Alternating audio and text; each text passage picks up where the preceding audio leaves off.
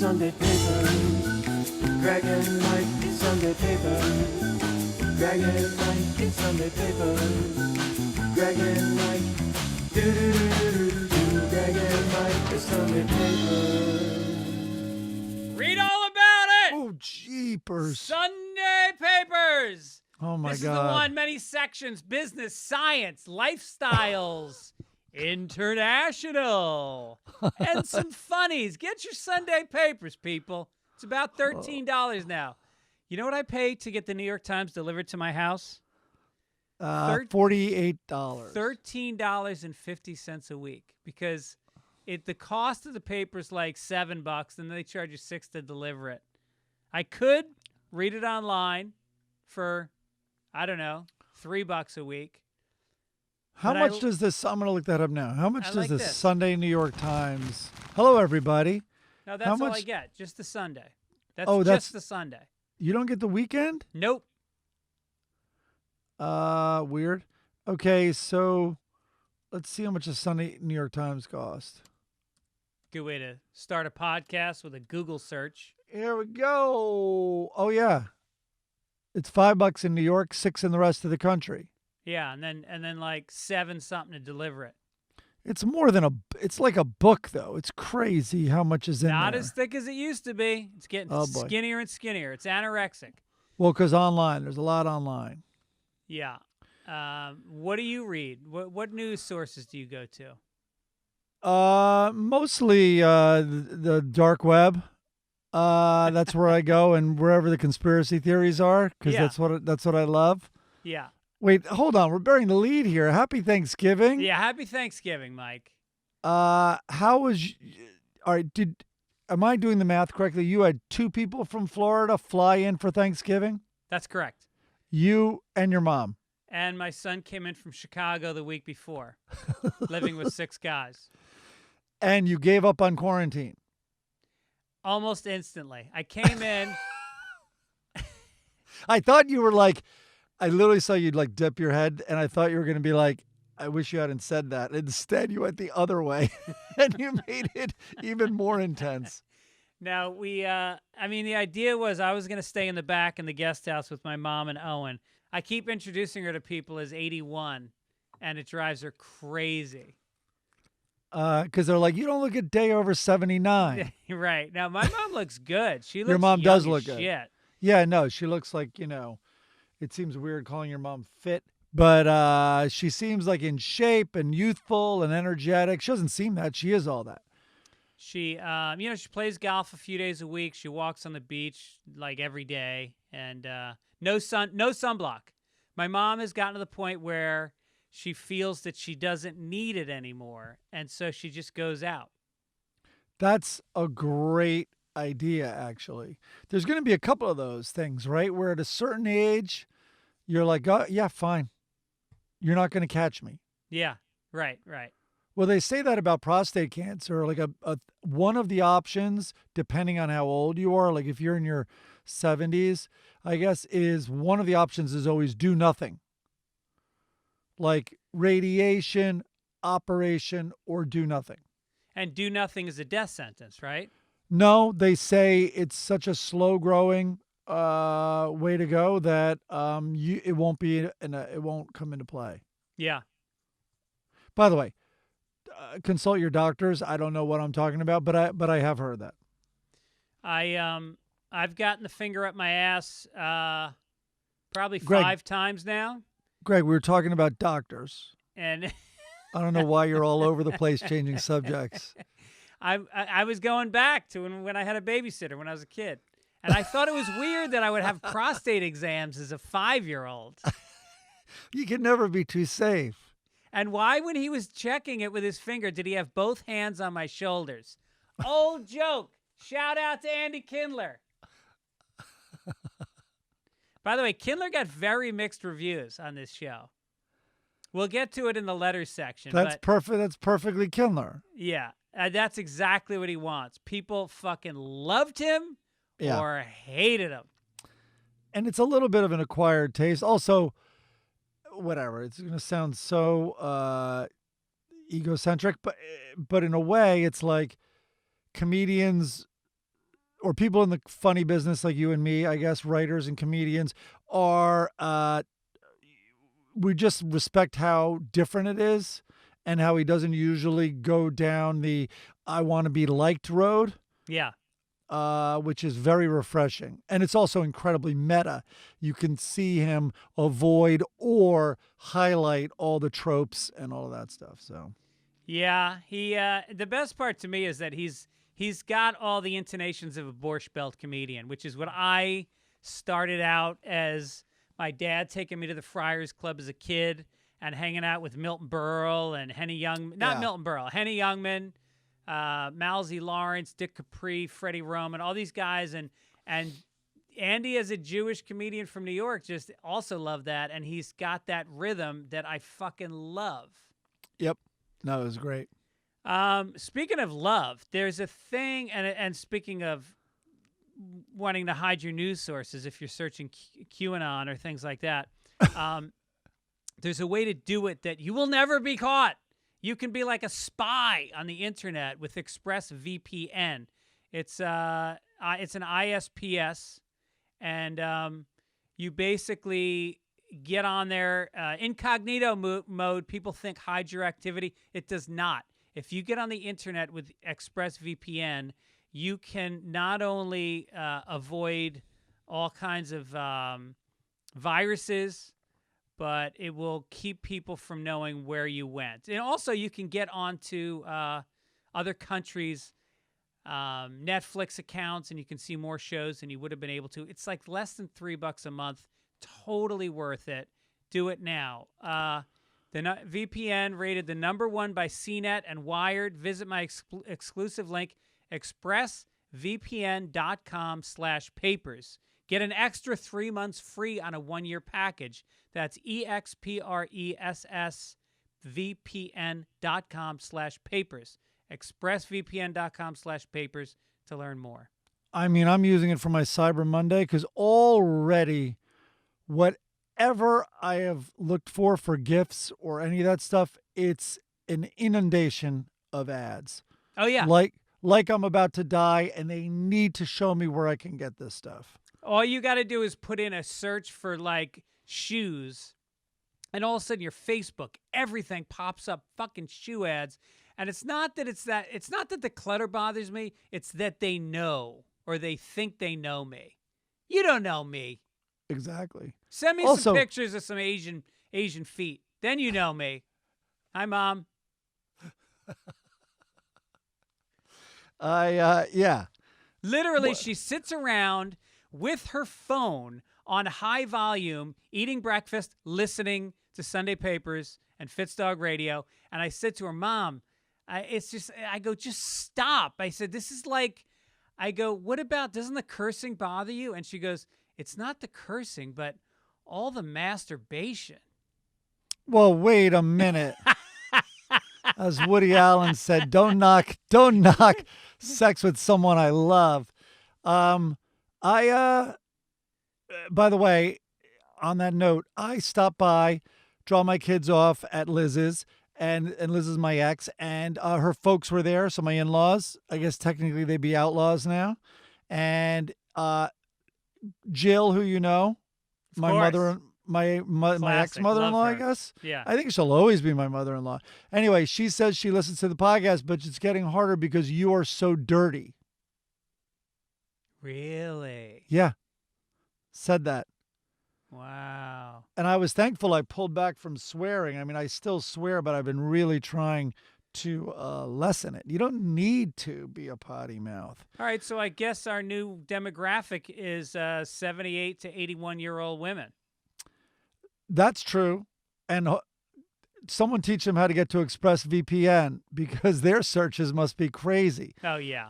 Yeah. But it's already too late to make this one a non-dirty one for you. Wait, one more little thing. So having nothing to do with our podcast, but in terms of people over for the holidays, Sophie had a friend over, right? And they wanted to watch a funny movie. So like, what funny movie should we watch? And everyone was going through the funniest movies. So I go, have you guys seen Something About Mary? Friend goes, my kids have not. Friend goes, oh my God, that's like one of the funniest movies. You know, it was funnier And I'm like, was funnier. And this is, this is a 17-year-old. And I'm like, when it first came out, it hasn't held up that well. I'm like, I go, how old were you when you first saw Something About Mary? But then this is the line that made me think of it. She's like, yeah, it doesn't really have the staying power of like White Chicks. Oh my God. And I cannot understand my kids' taste in comedy. It's crazy. That's like, I'm in a conversation. I'm fully invested in it. I'm trying to give them help. And that's like being in a a little group at a cocktail party or whatever it is at some party. And you're talking for a while and you're really like respecting, you're giving them the benefit of the doubt. And all of a sudden you realize, oh, all of you guys think the earth is flat. Yeah. Oh, sorry. Right. I'm going to go find another conversation. Yeah. Yeah. But what do I know? I couldn't get through White Chicks. Maybe it gets amazing. Have you seen Pineapple Express? So I was told by a ton of people to see Pineapple Express, and I didn't love it. I did not like it. I just thought, and this is one of the ones they think is a movie classic. And I watch it and I go, all right, if you smoked a fat joint with 3 friends, you'd probably enjoy that movie. But, stoner comedies, Half Baked was great. Cheech and Chong movies, were reasonably funny, but they all required being high. And Pineapple Express, if they like that, our kids are getting high a lot. Well, I loved This Is the End, and I didn't think I would. So great. I didn't see it in theaters because I'm like, oh no, they're all playing themselves, and it's all going to be just competing dick jokes. Anyway, loved it. So I am not, I should have liked Pineapple Express, I guess. I mean, it's not like I don't like that world. And didn't like it. No.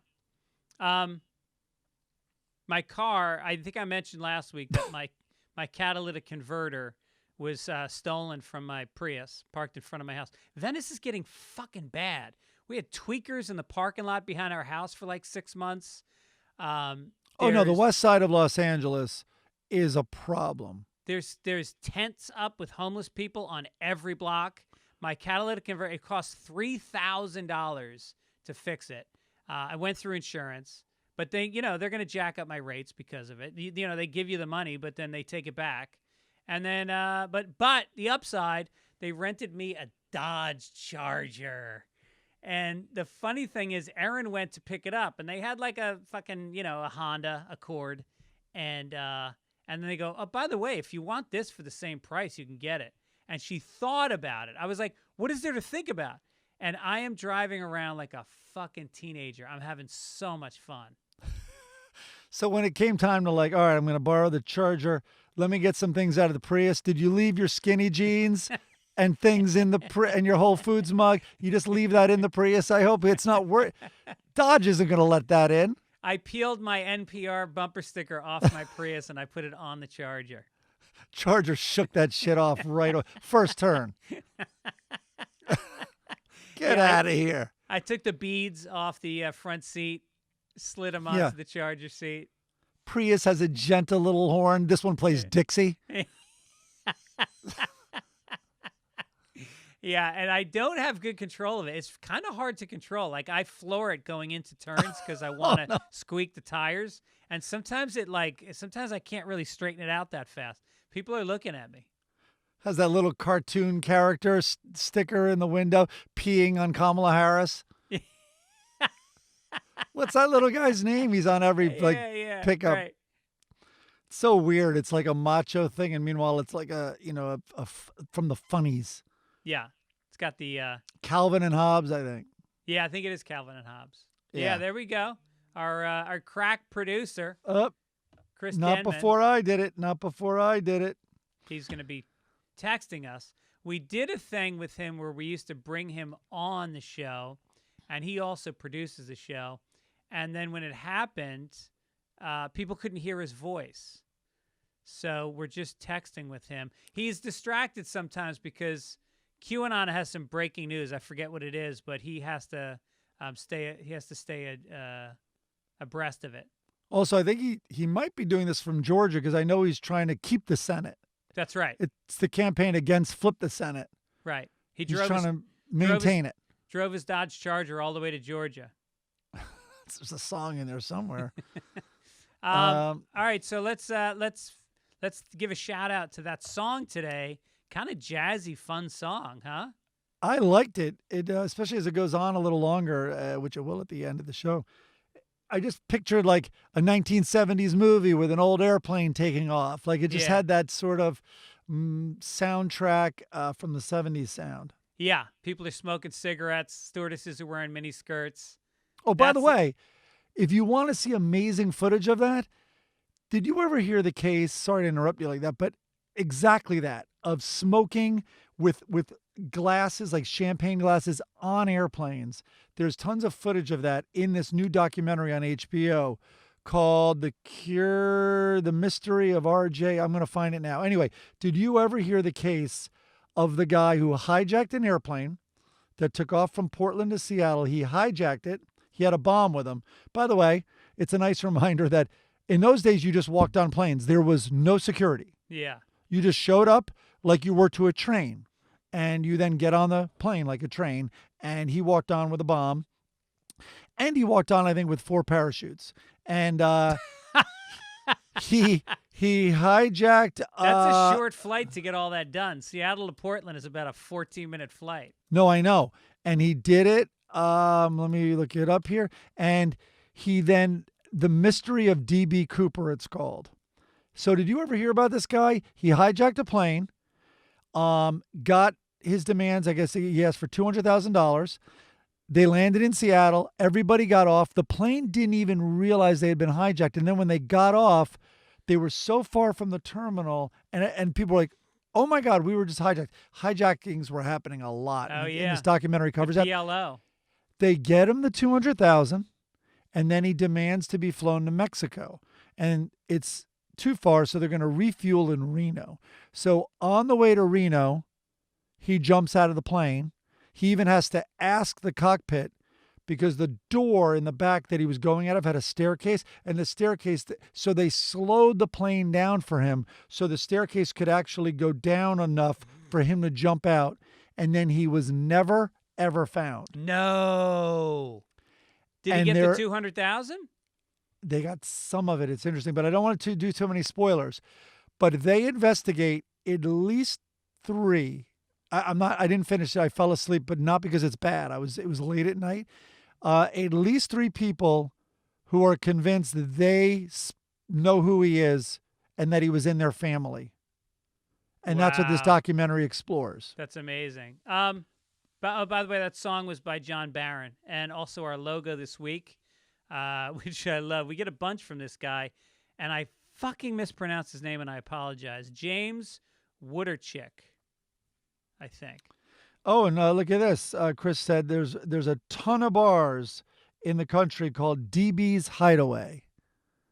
What is that after this guy? Oh, no shit. Yeah. Cool. Some corrections. Uh-oh. As you know, we sometimes err slightly in our information, and you pointed out to us. Mike Mulroy said on 11/22, I mispronounced Reuters. You said Reuters. It's Reuters. Oh, the news service? Yeah. And that's from Michael. That's from Mike Mulroy. Mulroy. Mulroy. Mulroy. Thanks, Mike Mulroy. Mike Moron. Yes, I do know it's Reuters. All right. Also, we got one from Daniel Goodman. Tell Mike that Is This Anything, which you said was a Letterman bit, was actually a Leno bit. Land's Eric Pearson points out. What an idiot. Daniel, I worked for Worldwide Pants for 5 years. It's a Letterman bit. Oh, my God. All you have to do is Google it or look it up on YouTube. Watch them. It's a Letterman bit. I think you're confusing that Leno usually would wait a few years and then do Letterman bits. So And maybe that's the confusion. If Leno has a bit and he's asking, is this anything? I think the answer is no. Yeah, is this... Oh, the bit's over. Sorry. Yeah. Is this stolen? I think Leno had a bit, is this stolen? That's what he should have had. Meanwhile, I actually like Jay. I've spent time with him. Have you spent time with him? Yeah, I used to do bits on The Tonight Show. Oh, nice. But Did you ever get to like backstage or hang out? Yeah. Yeah, he would always He's come backstage and hang out. He's the nicest guy in the world. the nicest guy in the world, and I think he's on the spectrum, and he tells you jokes. Yeah, right. Well, his favorite thing to do is like at night, he'll go out and do a set, and then he comes home and he goes in his basement and he watches people's sets from the late night shows. He tapes them, and then he'll hang out with a couple friends, and he likes to watch comedians. I heard there were like 4 people at his wedding. He just like got that over with, and It's easy to shit on Jay, but he's a hardworking guy. And before the Tonight Show, he was truly one of the best comedians in the business. I used to go see him at the Bottom Line in New York. I saw him at Paradise in Boston. He was really great. He got soft, obviously, with the Tonight Show, but before that, he was actually kind of edgy. Letterman's favorite guest. When Letterman had a show and Leno did not, Leno was still just a stand-up, and Letterman was on at 12:30 on NBC. Jay Leno was absolutely his favorite guest, and it was really nice to see because there's bad blood between those guys. But on the Comedy Store documentary on Showtime, Letterman giving a lot of love to Leno, Wow. like remembering him as just the monster that everyone talked about. No one more prolific, all of that. Yeah. Monster in a good way. Sorry, monster creatively. Yeah. This one comes from Matthew Brandstetter. Dear Mike. Oh, Jesus. What has happened? What happened last week? Your sports story was about how Clemson and Florida State had to cancel the game due to COVID. You started and ended the story by trashing the SEC. I find your comments on this podcast to be insensitive, narrow-minded, and downright offensive. You crossed the line on this one, though. Clemson and Florida State belong to the ACC, not the SEC, you fucking jerk. Love, Ellen D. I like it. All right, Matthew, you got me. We got a dozen of those letters, and people were not taking it lightly. They were really incensed. He is right. I did make a big mistake. I meant to trash all of Southern college football. I should not have limited it to the SEC, which I don't even know what that is. Yeah. And it's so funny. You should have included like San Antonio, Pop Warner football, everything. Any football team where more than half of them think the South is going to rise again. And it's so funny that I was the insensitive, narrow-minded, and offensive one. That's what I'm railing against. But they're all getting it. It's bad. It's bad when they call hike and all the white players just go after the one black player, even if he's a tight end and he doesn't have the ball. Well, it's Greg. Give them a little slack. I mean, they're still getting used to black people being allowed to play. That's right. And in games, and even allowed in bowl games. That is still a very new concept, relatively speaking. Yeah. So sorry about that, Matthew. Good point. Oh, actually, I fucked up the name. That's L&D. This next one's from Matthew Brandstetter. Oh. Hi, Greg. Matt from Lancaster, PA, was listening to the November 5th episode. Heard you mention the sugar content in Subway rolls. I was interested, so I Googled it. And shocker, the story came from Ireland. Oh. Huh. I didn't know they had Subway in Ireland. The food is good in Ireland, by the way. The last time we went, it was like as good as any European country. It was amazing. Oh, no, they've become a little bit food. They finally figured it out. Remember when like a school trip or you were school age or probably when you went backpacking there, you couldn't find good food in London. No. It was fish and chips. That's all you could get. Well, the reason you got them is because it was deep fried. And then, of course, American idiots that we are, I didn't go to a McDonald's by design. Like, oh, there's a McDonald's. That's what I know. I mean, you and I are kind of the exact opposite with a lot of healthy hatred of our own country or skepticism.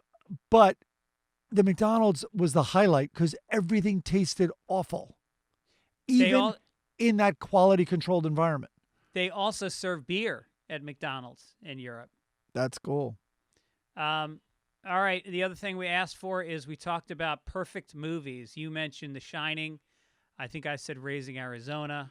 No, I didn't mention The Shining. I think The Shining is far from perfect. Oh, but no, it not was The Shining. What did you say? Cuckoo's Nest. Oh, Cuckoo's Nest, right. Yeah. You don't think The Shining's a perfect movie? No, I listen. I loved it. It was basically a screensaver on our TV all like junior and senior year. We would come home hammered and just watch it.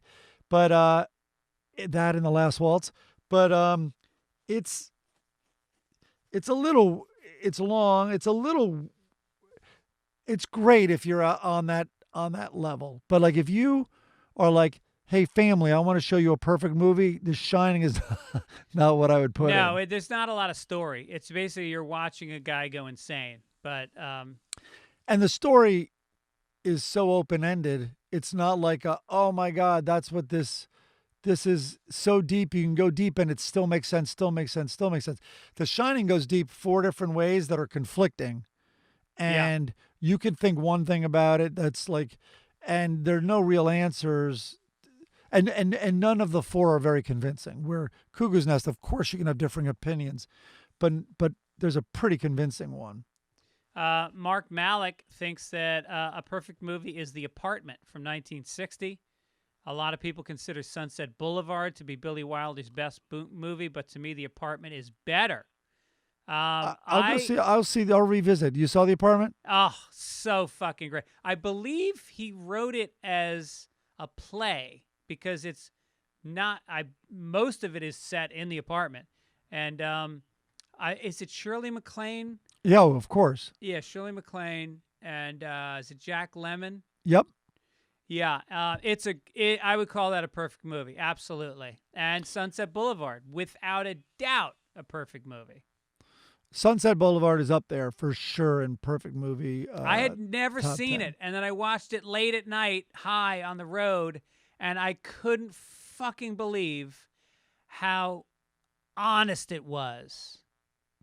That's what came through. And how ahead of its time it was. Yeah. With a person of the screen and that ego wanting, like, demanding to get back on the Paramount lot. I mean, I'm ready for my close-up, Mr. DeMille. Like, it's unbelievable how ahead of its time it was. Yeah. And then Egan Daly Scott said The Last Detail, Hal Ashby. It had Randy Quaid, Jack Nicholson. He said he'd put that up there with Midnight Cowboy. Midnight Cowboy, probably a perfect movie. These are great suggestions. I'll watch Last Detail. And also he said The Devils, Ken Russell, the guy who did Tommy with Oliver Which I had Reed. never heard of this movie. Yeah. And then finally, Kristen Leishman says, just watch The Assassination of Jesse James by the coward Robert Ford from 2006. I saw it. How is it? I remember it being good. It was great. I think Not Brad Pitt's in it. I remember it being a little long. Maybe I'm wrong. So anyway, worth revisiting. These are all good suggestions. All right, I'm writing down Last Detail. Maybe that can be the movie we talk about next week. All right. Deer Hunter is long, but for those who haven't seen The Deer Hunter, I mean that's a piece of work for sure. It kind of feels like 2 different movies though. And I don't think they tie in that well together. You don't think Pittsburgh with guns is like Vietnam with guns? I do. Mao! Do it, Tommy! Well, here's a greater appreciation. For anyone going to see The Deer Hunter, and I won't spoil it, there's an amazing Jungian analysis of it, a critique. And basically, the critique is that the characters, I guess there's 3, each has one of the Jungian responses to when you see the dark side. And of course, Jungian is the template. Jungian writing and philosophy is the template for Star Wars. I mean, George Lucas has said so. The hero's journey, right? Here, not only the hero's journey and all that, which is, the other guy, Joseph Campbell, but it's also light and dark, good versus evil, and what a human does when they encounter, especially darkness within them. And also Joseph Conrad's, Heart of Darkness and all that. But anyway. Apocalypse Now. Right. With Deer Hunter, the 3 reactions, when you see they went to Vietnam, and when you see how dark and how much like an animal you can get giving up all human civility. You can either run from it entirely and just like ignore it, or like recoil and just not put yourself out there anymore at all. You can lose your mind. I think I'm getting the three right. Or you can, and the most healthy reaction is realize that within all of us there's light and dark, and that it doesn't mean you're a monster, and that all of us have that in us, and you just function, with that. Sorry. The first one is the recoiling and all that. I fucked this up badly. The first one is the recoiling and just absolutely being incapacitated. The other one is what I just described, the healthy response. And then the other one is being won over by the dark side. Right. Like Marlon Brando in the Apocalypse Now. It's the Darth Vader. It's the the Darth Vader aspect where your dark side gets the better of you and your light side can't win it back over. Would you say Donald Trump experienced that with the presidency? I think he's still a beacon of light for so many Americans. I don't want to go there right now. Let's get to the front page. It's been 32 minutes. Let's do it. Extra! Extra! Read all about it! Extra! You want to talk about this one, Mike? Yeah, you added a lot. I'll see if I can read it. But Iran, I guess the lead story. Hopefully the Middle East is... We're recording this on Saturday. Hopefully the Middle East is still a thing tomorrow instead of being nuked to no end.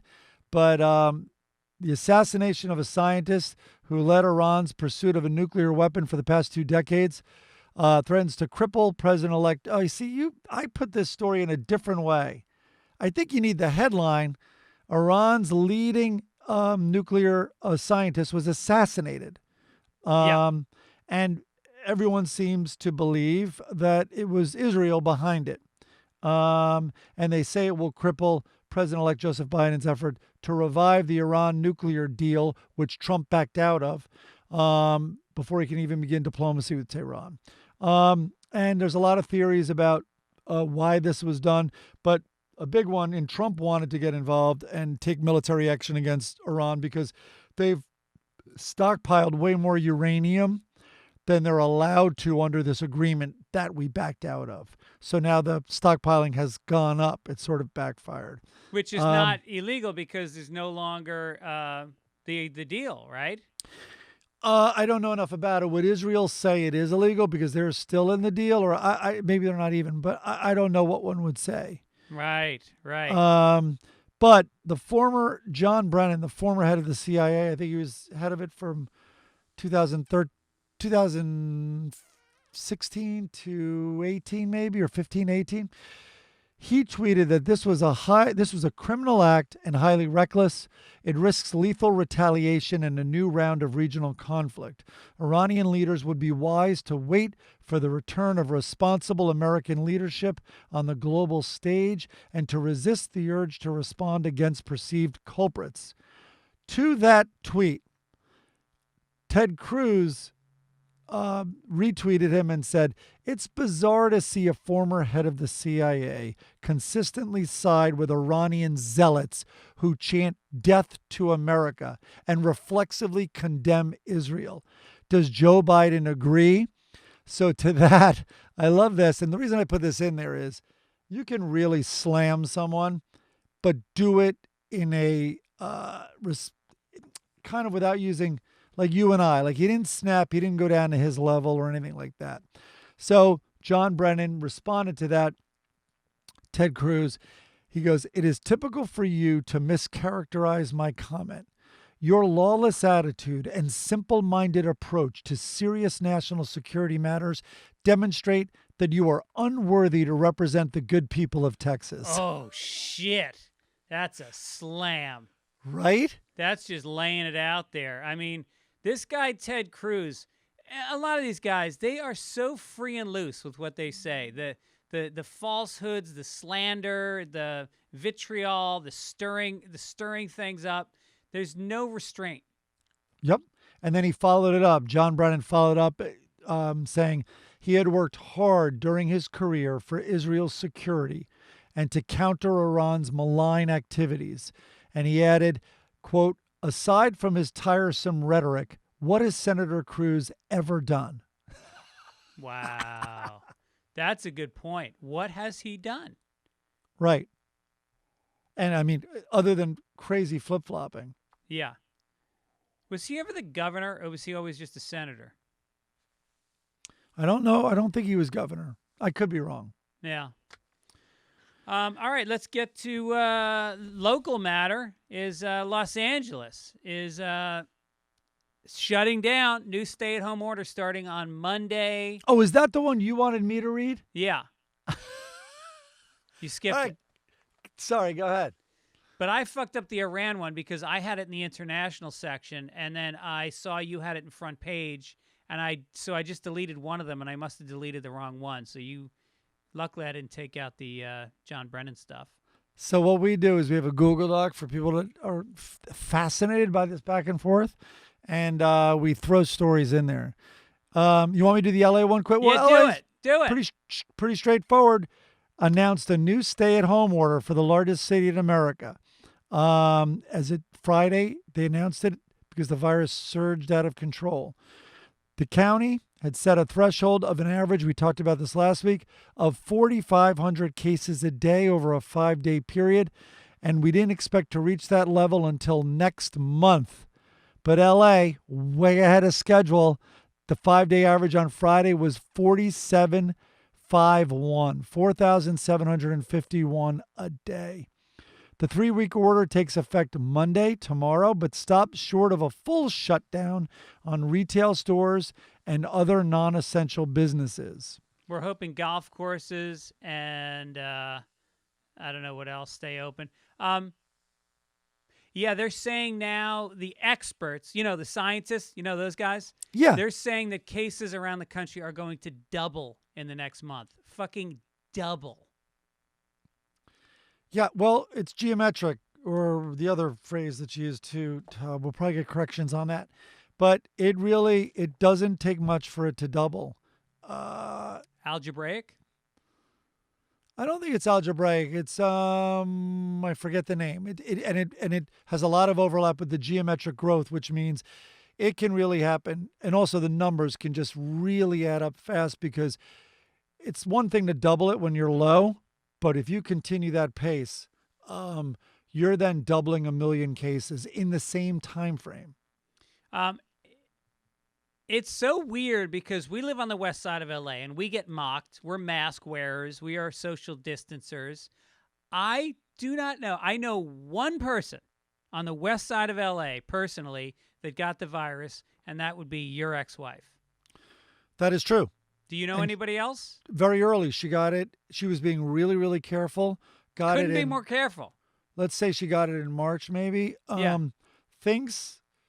The only thing she was doing was going food shopping. Yeah. And she thinks that's how she got it, but not the usual symptoms also, which made it confusing. Like, didn't have the fever, but was just debilitated, especially with fatigue. She was out of it for like a few weeks, right? Yeah.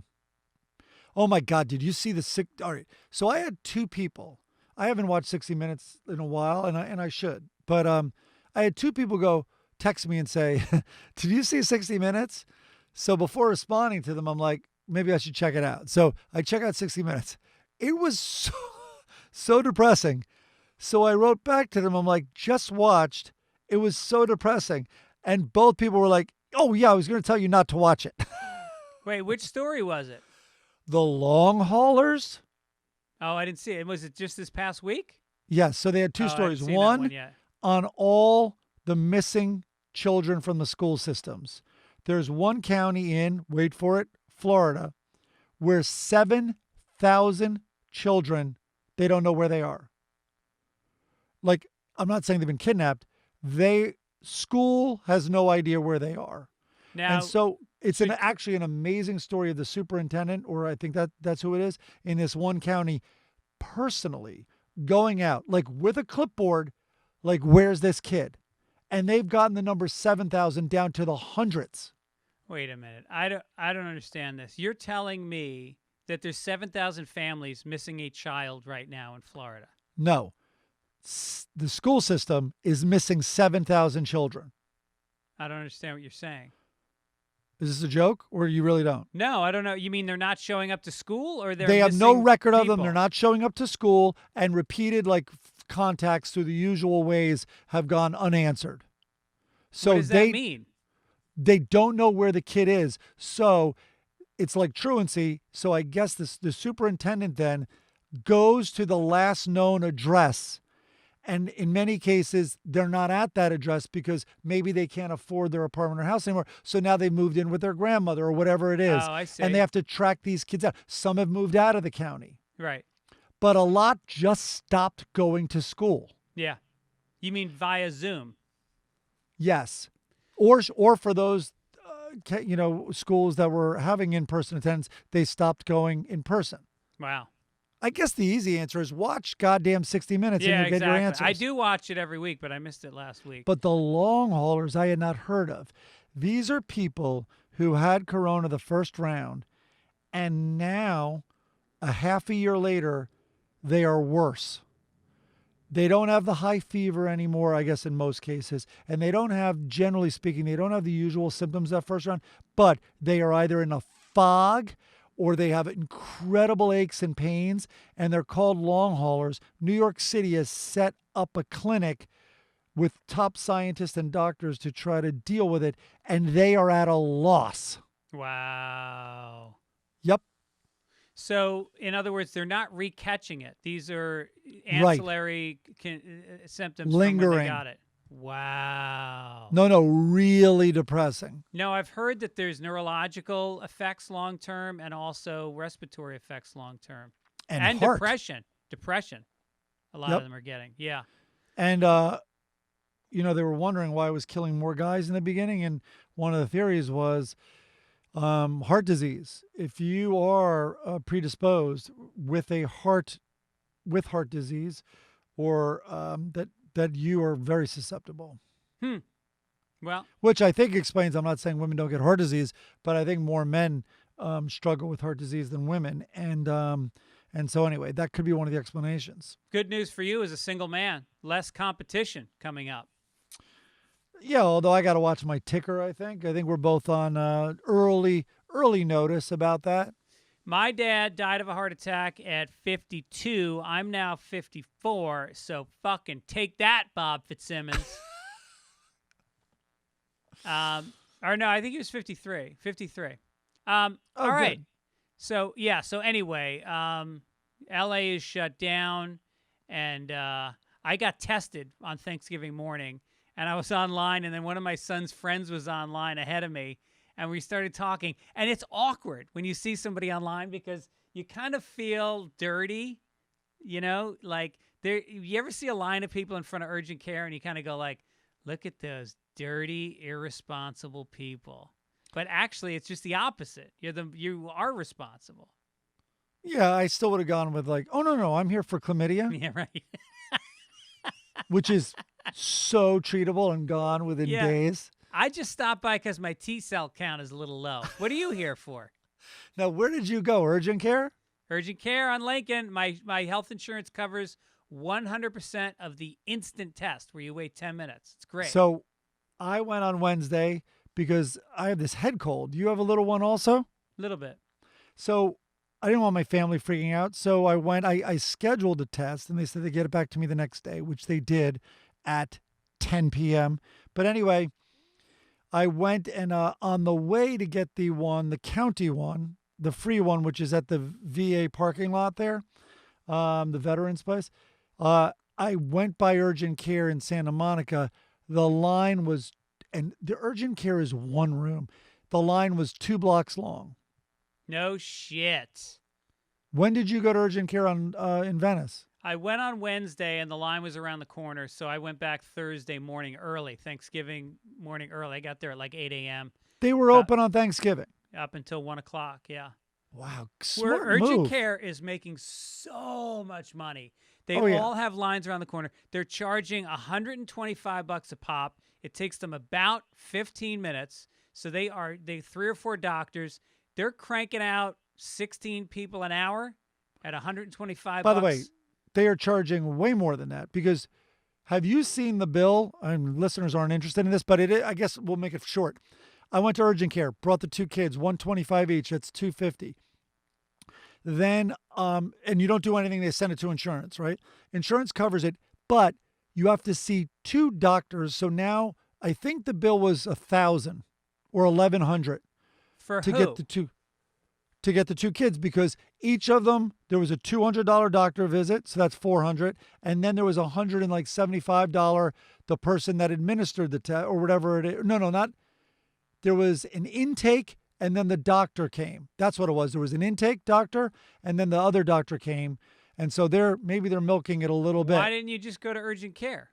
No, this is urgent care. Wait till you see your bill. You don't pay, but they hit your insurance up hard. No shit. Wow. Yeah.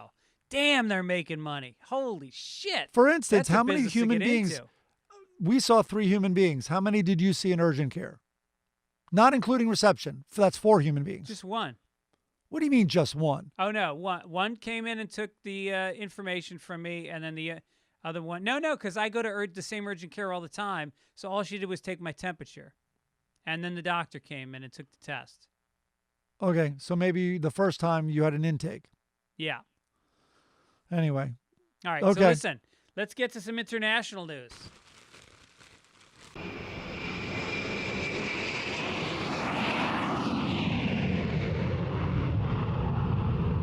This is fucking crazy. In Belgium, a 2-year-old Belgian racing pigeon named New Kim set a world record of $1.9 million at an auction. What? Yeah, they Oh, said. wait. Hold on. First of all, none of my jokes work. I thought this was about a racist pigeon. Go ahead. Keep going. I have nothing then. Go ahead. So it's a female. Usually a male is worth more than a female because it can produce more offspring. New Kim is 2 years old and only raced in 2018, earning the title of Best Young Bird in Belgium and prompting an early retirement. What's a retirement like for a pigeon? Do they go to the park and feed the humans? Well, I'll tell you what this that's a good one. I'll tell you what this retirement's going to be. And this isn't a joke because it's not racist, but this pigeon is going to be pregnant the rest of its life. That's right. Yeah. That pigeon's getting fucked. Yeah. Sorry, I Mom. mean, they're right. Like, it's normally the studs. Yeah. If this is just like racehorses. Right. It's just so funny because when I think of pigeons, I just think of they're rats with wings in New York. They're disgusting. I told you, right? So when I moved into my tenement, which is down in Soho, but it was a 5-floor walk up. So like your building, which was a few blocks away, there was a great name that I forget where I read it, but they called it that a lot of these buildings, which were rent controlled, and for good reason. I was the bad reason because I got a rent controlled apartment too, but it was filled with all these, what they called them, Goodfellas widows. So it was all these organized kind of crime, but low end guys. It was their widows after they had passed away. So my building in particular was full of old Italian women and old Portuguese for some reason. But anyway, when I moved in, my neighbor below me, I guess heard me moving in. And so I'm in there, knock on the door. I go over and she introduces herself, and it's this little cute old, blue-haired woman, and she's Margie. And Margie, she's like, ask me, you're moving in, ask me all these questions. And then she's like, well, listen, here, I want to give you this. These are little bread balls. And I'm like, oh, that's so sweet. And she's like, no, don't eat them. They're packed with poison. And I'm like, sorry? She's like, yes, I wad them up and I put poison in them. Now I want you to put them out on your windowsills. That's how we kill all the pigeons. And you got to explain also, you were on an air shaft. Sorry, yes. The windows were all facing an internal, like a most fucking tenements, giant chimney. Like most tenements, yeah. So I was lucky. I also had really sunny windows in front, but it was a railroad apartment, which means it's really long hallway that goes through rooms on your way to the bathroom on the far end. And there was an air shaft, and some apartments only had the air shaft, which is a bunch of apartments look into a center like a donut. It's not a courtyard. It's not big enough to be a courtyard. Oh, no. It's about 10 feet by 10 feet.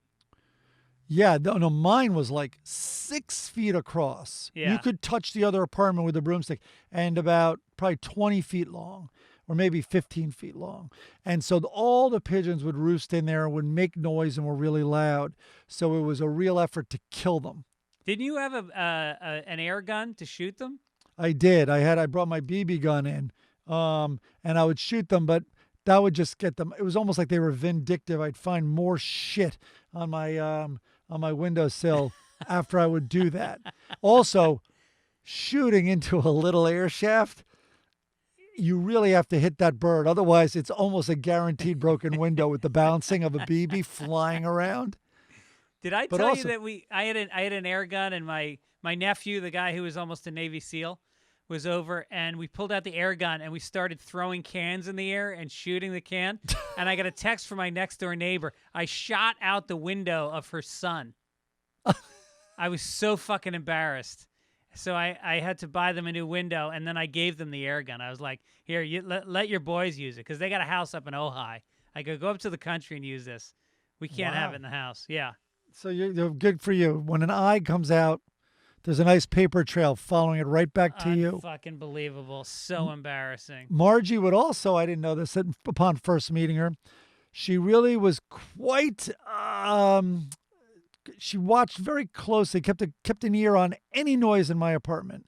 And what she would do, including in the bedroom, in the middle of anything that would make noise, boom, boom, boom, boom, boom, boom, which was her broomstick banging on her ceiling. No. Yes. And I think because I lived there with my girlfriend for a while, I think she would wait up until she heard noise so she could do it. No shit. Because there were times when no hanky-panky was going on, and we were just like in bed and whatever, reading, laughing, whatever it was, and boom, boom, boom, boom, boom. Wow. Yeah. Did you just say hanky-panky? I'm trying to keep it clean because your mom's listening. All right. Hey, Jill. Other international my mother-in-law. news. Other international news. We got in Taiwan, lawmakers threw pig intestines and punches at each other as a brawl broke out in Parliament over a proposal to ease restrictions on pork imports from the United States.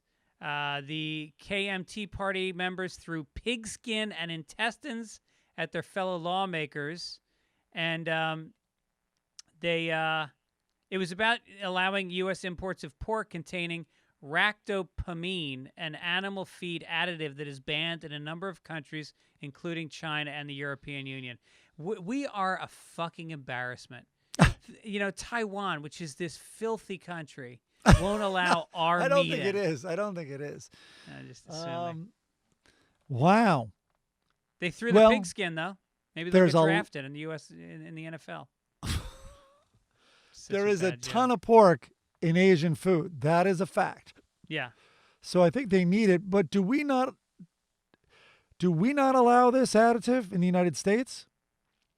I'll tell you what we need to allow is fucking senators throwing pig guts at each other on the Senate floor. That would make C-SPAN a little bit more interesting. I like that idea a lot. I mean, you look at like British Parliament, the way those guys yell at each other and heckle each other. It's hilarious. Our guys are lame. It wouldn't have the same effect. It's now dawning on me, but you're in Asia throwing swine innards around. This sounds like the beginning of a new pandemic. Yeah, right. Exactly. Eey. It's time, Mike. Bring us to Florida, man. I love it. Oh, me? Yeah.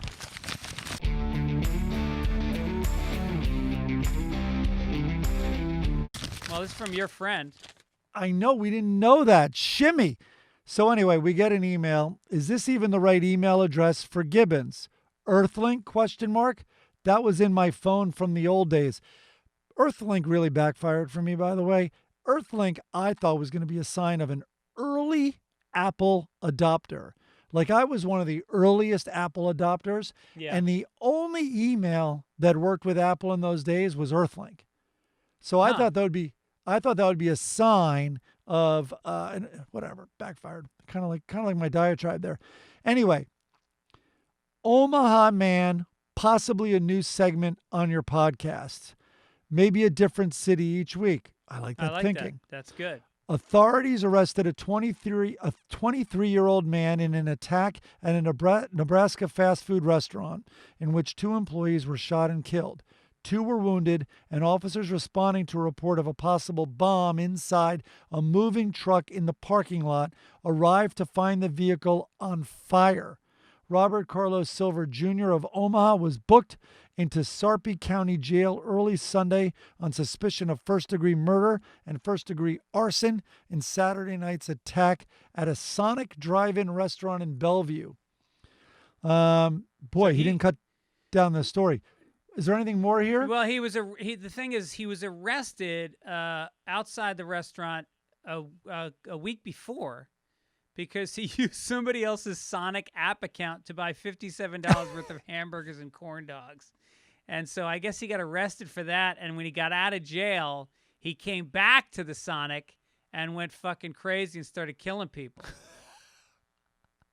But when they arrested him the first time, he had firearms. He had 3 firearms on him. So he must have gotten some more. Omaha acting very Florida. This is true. And this is so from Michael Shimkin, a dear old friend of mine in New York City. And you remember Shimkin? Of course. Yeah. And awesome guy with Paul and Chris and then Joe and the gang in New York. The MTV guys. Yeah. It was back when I was working there. And Paul and Chris were in the same thing in production. And Shimkin was in front of the camera. I think he still is trying to act and doing parts and stuff. But anyway, this is very cool. And they listen. Who knew? Maybe they think you're dirty too. The other story we got for Florida is, of course, a bunch of people emailed in that there was a guy in Florida who, and the video went viral. He jumped into the water and carried an alligator out that had his dog in its jaws. It was a little like puppy. And not a young guy. Not a young guy. No. Oh. And he pried the alligator's jaws apart and saved the dog, who was like yelping and screaming. It made me feel like a little woman. This guy was so tough. And the thing is, the alligator was underwater. He went down and got him. Yes. Still. Would you do that? Of course I would. Still, the heartwarming Florida story involves basically a swamp and a guy dragging an alligator out who's trying to eat his dog. Right. No, well, if it was Brûlé, I think you'd maybe look the other way. I would throw Brûlé to the alligator. Brûlé bit Aaron, bit my mother's ankle. What? Oh no, it didn't bite it bit JoJo's ankle. We bought a fucking muzzle for him. I've got a little Shih Tzu that wears a muzzle now. Little shit. He trembles violently. He looks like Katharine Hepburn, and so we try to put this little coat on him. And when it put the coat on, he bites you. But then he stands there shivering. It's like, and then he goes outside and pisses on the coat. Yeah, it's bad. The dogs have to go. They're so fucking old, but they won't die. It's driving me crazy. You're talking about your dog like it knows what a coat does. Yeah. You think a dog knows, like, oh, what that thing does is that's going to insulate my warmth and it won't let it escape, and I'll be warmer. Wouldn't you get it, though, after you wore it once? Wouldn't you understand that equals happiness and warmth? Maybe. I guess if it's a smart dog. All right, so hold on a second. It bit Erin? Yeah, she was putting the muzzle on. Well, she was trying to take the coat off. The amazing thing is JoJo's like the dog's whisperer. She can do anything. She bathes him. She puts the coat on and off, and he doesn't growl at her. She's really good with animals. Has anyone ever sent the message that you're not the alpha dog? Yeah. You That was have. discussed at the table the other day, and my kids both said that Erin is that I'm an alpha, but in the house, Erin is the alpha. She's the one that decides things. Okay, here's where we lose a lot of listeners. But no, what I'm saying is where you grab its head and pin it to the ground on its side. Oh no, I used to do that all the time. He never let up. He growled in the most violent, scary way, no matter how long I held his head down. And I started to feel like I was abusing him. And, somebody told me that's how you establish alpha status. Not with this dog. He's fucking nuts. So now, is it permanent muzzle or?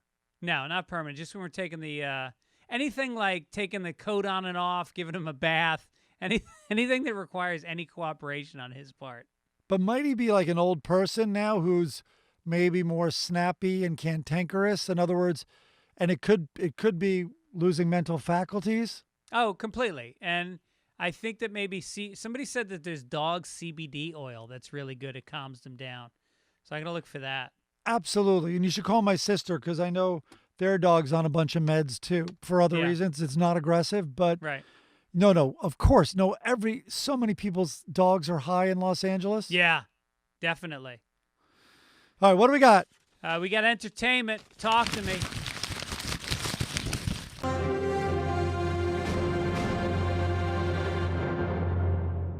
Entertainment, people. Cher helps rescue the world's loneliest elephant from a zoo in Pakistan. Aww. Can't make this up. Iconic singer and actress Cher is in Pakistan to celebrate the rescue of Kavan, dubbed the world's loneliest elephant. Kavan is leaving a Pakistani zoo for a sanctuary in Cambodia on Sunday. The animal has languished in the zoo for 35 years, most of those years in chains, and lost his partner in 2012. She died, which is interesting. After partner, I was expecting, for a couple of reasons, I was expecting this to be a gay elephant. First of all, because it's a Cher story. Secondly, because they said he lost his partner. But the partner, she died after an infection turned gangrenous. Gangrenous? Gangrenous. It's gangrenous. And her body lay beside Kavan for several days before being removed. That's sad as hell. Kavan was heartbroken after his partner died. Well, I'm sure Cher can relate to being stuck next to a dead partner after spending years performing with Sonny Bono. Maybe Kavan will run right into a tree and kill himself. He was so fucking bad. That was the craziest pairing, Sonny and Cher, where she is this like quintessential performer. She has the most beautiful voice, style, beauty. She's tall, and she's next to this guy who has a fucking horrible voice and looks like a gnome next to her. He was a mover and shaker, though, I have to say. Oh, yeah. He was he latched onto her and turned her into a star, and then performed with a lot. Was totally in the Hollywood circles, getting things done, actually.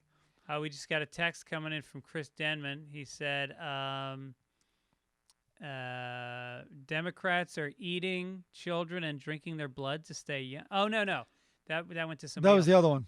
When Cher and Sonny first met in 1963, she was 16 while he was 27 and married. Nice. Interesting. He was separated, but that little footnote, to be fair. But then he goes on to become the mayor of Palm Springs. Remember that? Yep. Now, I think I don't know if he wrote the songs, but he definitely produced the two of them. Yeah.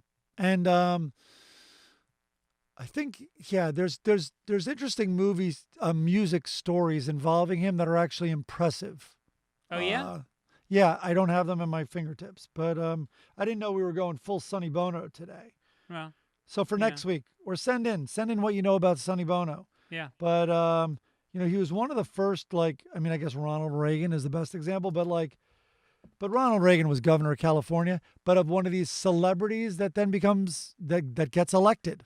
Yeah. And I think was also a Republican. I think he was. I think you have to be in Palm Springs. Yep. Let's talk about The Crown. I've been watching The Crown, the new season 4. I'm probably 5 or 6 episodes in. And I don't know why, because I fucking hate the British, and then the royal family I hate even more. And yet it draws me in. And oh my God. The story of Lady Di, who is this sweet, young, beautiful woman who thought she found a prince that swept her away.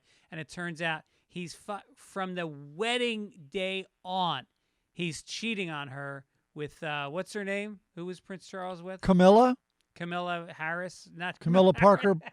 Camilla, yeah, it's Parker Camilla. Bowles. It's Camilla, not Kamala. Camilla Harris. Camilla Parker Bowles. But wait a minute. Yeah. See, I haven't gone there. I'm still in season 2. But what do you think this is like for the kids to be watching? Her kids. Oh no, there's a lot of blowback from the royal family and from people in England in general. They didn't want to see the Lady Di thing rehashed. It's so painful for them. I mean, it is true. It is the most tragic thing because she was brought into this castle. They brought her into what's the castle that the Queen lives in? Windsor? Yeah, Windsor. I think so. Windsor Palace. And they just Buckingham? leave her alone. And then the prince immediately embarks on a 6-week trip, like the day after their wedding. And she's left alone in this castle. And she's being given training from the Queen Mother's sister maybe, about how to behave. And she's just crying and she becomes bulimic. It's so fucking sad. Yeah, I kind of know nothing about the royal family, but so I'm learning a lot watching The Crown. But I don't know where they live. But you were referring to Buckingham Palace, maybe. But that's where the Queen Maybe lived. that's what it was. No, but that's where the Queen lived. Yeah, but I think she moved in with the Queen because they knew that she didn't know how to behave in public, so they kind of hid her away until they could train her. Like, she didn't curtsy to the right people. Like, some people you curtsy to, some of them curtsy to you, and you're supposed to learn all that shit. You got to learn how to put your hand up and do that little turn back and forth. She only curtsied to Elton John? Yeah. Yeah. So look, the royal family needs to bring in a Di once in a while because all they do is fuck each other's relatives, and they got those eyes that are getting closer together and the giant foreheads. Wait, she wasn't a commoner though, wasn't she? A princess? Yes, she was, but she wasn't a product of incest by some miracle. Well, I'm wondering if the show is doing this, having seen, season 1, and now I'm in season 2. Is there any argument to be made for the Queen's point of view, which is you don't think this takes more sacrifice than you're doing, and you want to talk about sacrifice? You wouldn't believe what I've had to sacrifice. Right. I mean, maybe that's one of the angles. That would be good. That's totally the angle. That's Queen Elizabeth's whole MO. Oh, okay. You don't weigh in on things. We're here as a representation. We're here for something that the British Empire can believe in and aspire to, and we're not here to be politicians, and we're here to keep the family lineage pure. It's crazy. So that story. I moved to Los Angeles the weekend she died, the weekend of her funeral. Uh-huh. It was Labor Day, 97. And anyway, it's a long story about me. I was in L.A., but I'll cut to the part with her funeral. I had gotten unbelievably high, and I didn't know it. I ate edibles at a party because I was hungry, and there was a plate of cookies. And this is 1997. I was fresh off the boat from New York. I had no idea. So there were brownies and cookies. I ate a brownie. My sister at the party goes, oh, don't do that. Those brownies are loaded. And of course, no one had anything done. So I'm like, okay. So I went back to the kitchen. I'm like, note taken, don't eat brownies. So I scarfed like 2 more cookies, and then I leave the party. Anyway, I went to Barney's Beanery. I then drove home. I was so freaking out. I had to pull over. I got lost. I couldn't find my sister's house. I'm on foot now because I was convinced if a cop pulled me over, I couldn't handle it. I was like tripping. I walk around my sister's neighborhood till like 4 a.m. I finally, I'm living in their house because I just moved there 2 days earlier, and they're asleep in their room. Meanwhile, I had been kind of shitting on Lady Di because I'm anti-royalty. I didn't get it. It's such like a Lifetime movie to me, and I just wasn't on board. So I had been making fun of her all week, and Laura's like, I am so into it. I'm gonna record the funeral and blah blah blah blah. So I come home at like 4:30 in the morning. I lay down for half a second to try to go to sleep. The room starts going crazy. I'm like, that's not happening. And then I'm like, I am losing it. I'm so paranoid. I'm like, I got to find like Gilligan's Island or some piece of shit to watch to comfort me on TV. I turn on the TV and all I hear is, and I see horses. I'm like, what the fuck is this? I have now found the live broadcast of her funeral in London Yeah. at 5 a.m. LA time. I start watching it. Laura comes out and says she was woken up because my sobbing got so loud. My face was wet. I Yeah. was crying so hard. But what got me was how it was silent. Yeah. The procession of a horse-drawn carriage with her body and British people audibly sobbing as they're throwing roses out to the casket as it's going through the streets of London. There was 700,000 people in London watching that funeral procession. And guess how many people were watching on TV? I can't even imagine. 300 million people watched it on TV. So Laura came out, told me where the box of tissues was, and we watched it together. And here I was. She's like, what happened to you? I'm like, it's the longest story. Erin woke up for that. I think it was even earlier because we were in New York, and I remember her setting the alarm to get up and watch it. And she sat there and cried. We were only a year into the relationship, and I was like, who is this fucking lunatic? Irish people that care about the royal family is just such an admission of how subjugated we were and how we were so brainwashed that we actually cared about this family that did nothing but oppress the Irish and look down on us. We were animals to them. And yet guys like you sit there and cry during the fucking procession of their dead princess. Okay, hold on. A couple things. One, she's almost an anti-royal figure, Yeah. wouldn't you say? No, she was a victim of the royal family. Right. So maybe in a way it makes a little sense there. But also, just to speak to my state of mind, here's who you were dealing with and why I might have been crying. In Barney's Beanery, so I leave this party and I don't feel high at all because I had just eaten all this stuff. I go to Barney's Beanery and meet some friends. And I'm all like, I'm back in that age, like you see all of them now. I was a hipster and I was probably around 30, so I think it's really campy and cool to order shitty beer. So I order a Schlitz. Nice. They actually have Schlitz beer in a can, Barney's Beanery. I order a Schlitz beer. Then, second round, like, what other crappy beer like that? And she has Schaefer. Schaefer, was the winner's circle, I think. And Schaefer's ad slogan, I think we've talked about this before, was Schaefer is the one beer to have when you're having more than one. which is brilliant. It's like, listen, if you're having one or if you're at dinner, like, we're not the one to go to. Like, don't.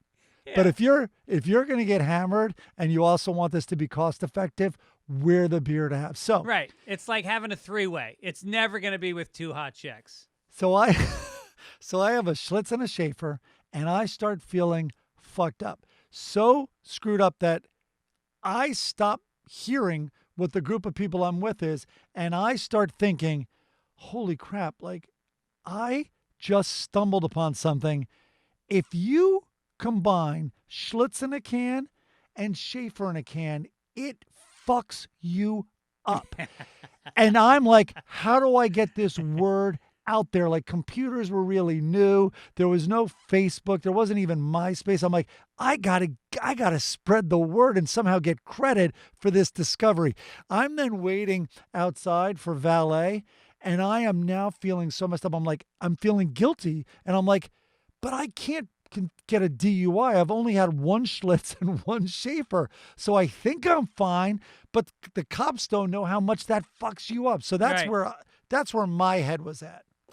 Oh, my God. Yeah. All right, listen. We got to keep moving here. We're getting into a lot of deep stories. Sports, baby.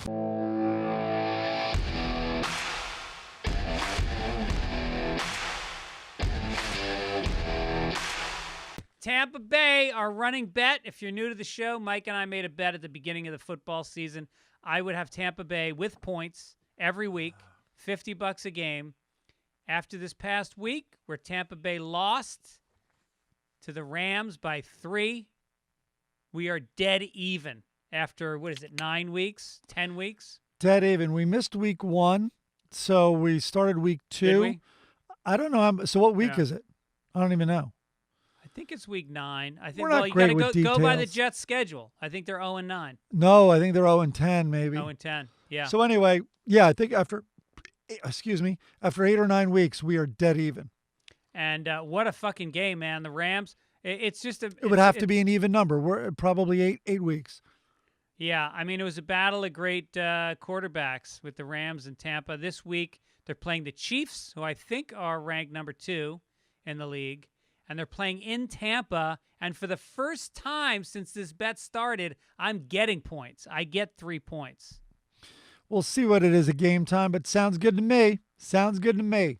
What else is going on in sports? Oh, our listeners already know the result probably, but as we sit here, it's the afternoon before the Tyson Jones Jr. fight, Roy Jones Jr. And the weigh-in, I guess, was yesterday, and Mike Tyson outweighed Roy Jones Jr. by over 10 pounds. And they're saying this is how pathetic the state of boxing is, that this is the bout that people want to see. It's been called an exhibition, but both boxers have promised that it will be violent. So Really? I don't know. So who do you think? Roy Jones Jr., back when I was working at HBO, they'd air so many of his fights and his pay-per-views, and he was considered, I believe, if I recall the phrase, the best pound-for-pound fighter in the world. Who is? Roy Jones Jr., and he would switch weight classes. All right, And well, he- why don't we do $50 on this? I'll take Tyson. No, You I'm not. I know nothing about it. Neither do I. I know nothing. I just know that Tyson's I've been watching Tyson's training online. There's a lot of viral clips of him sparring, and he's fucking ballistic. He's training as hard as when he was 19 years old. He looks fantastic. I think he's going to take the fight.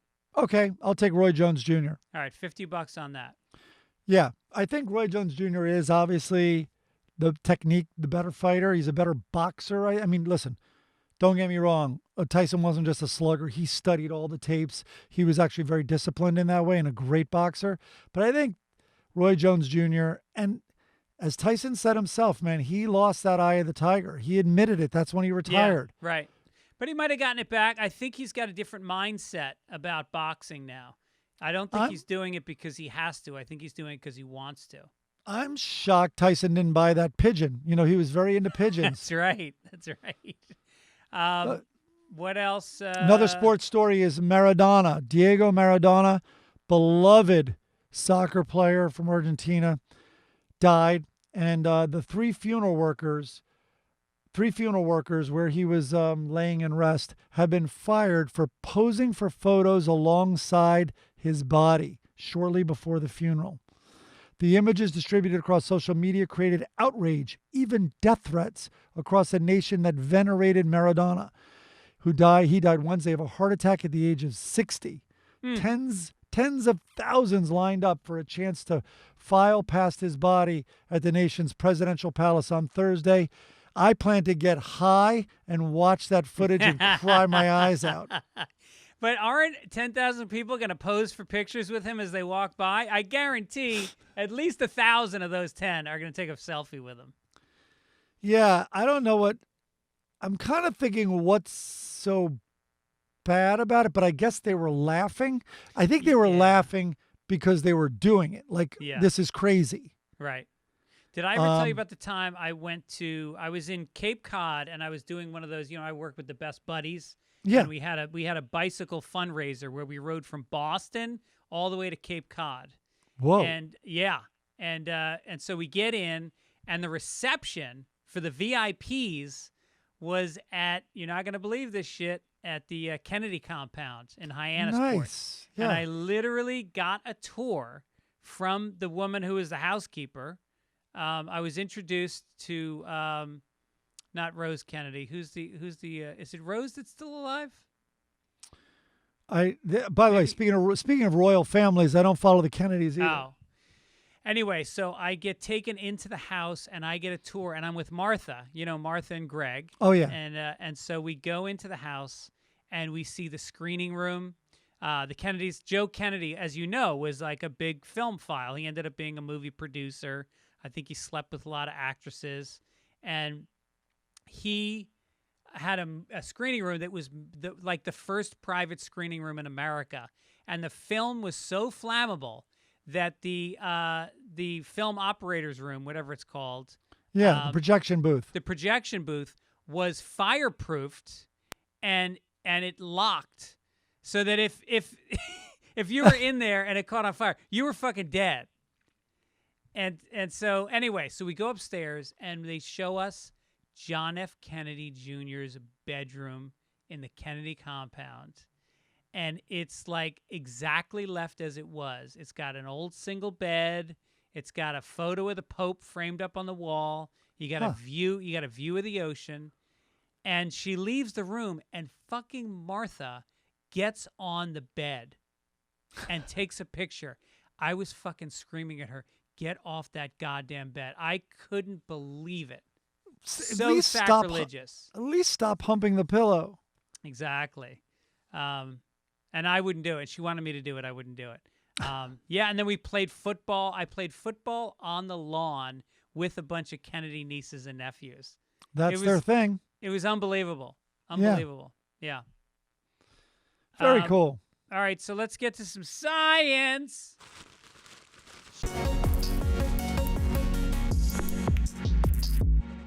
She blinded me with science. Go for it. This one's about loneliness. A hungry brain craves food. A lonely brain craves people.